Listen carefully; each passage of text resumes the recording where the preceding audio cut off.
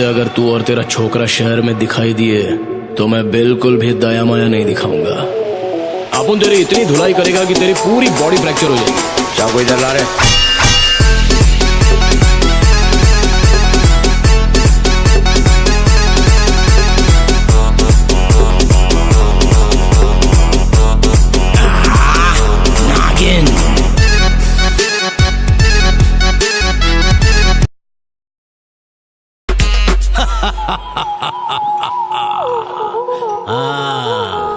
यही था वो मारे।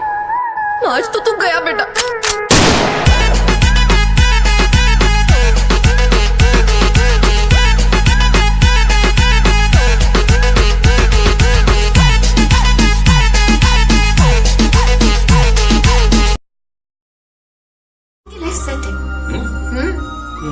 लेकिन तेरे को एक बात बोलूं, तू जब गुंडागर्दी करता था ना तो अपन का कलेजा हिलने लगता था।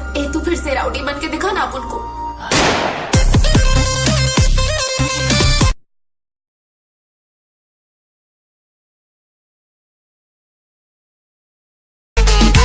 अब इसकी बारी। ये बच्चा है बोल के छोड़ेगा नहीं, मैं घुसा डालेगा सीधा। मुझे बच्चा समझा क्या? हाँ डालूंगा।